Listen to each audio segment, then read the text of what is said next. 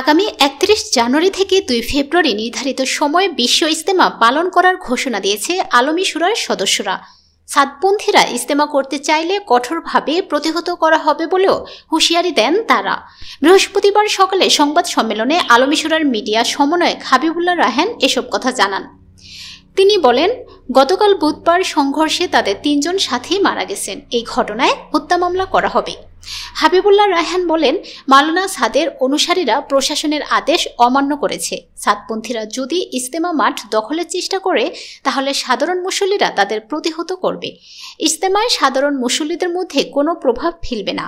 এই বিভক্তির সমাধান কোন পথে জানতে চাইলে তিনি বলেন, মাওলানা সাদ তার মতবাদ থেকে ফিরে এসে ক্ষমা চাইলে এই সমস্যার সমাধান সম্ভব। উল্লেখ্য, ২০২৫ সালে ২ পর্বের বিশ্ব ইজতেমার তারিখ চূড়ান্ত হয়।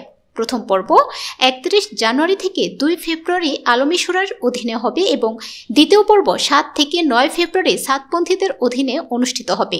এর আগে বুধবার ভোর রাতে তাবলিগ জামায়াতের বিশ্ব ইজতেমায় মাঠ দখলকে কেন্দ্র করে মুসল্লিদের ২ পক্ষের হামলা সংঘর্ষে প্রাণ যায় ৪ জনের।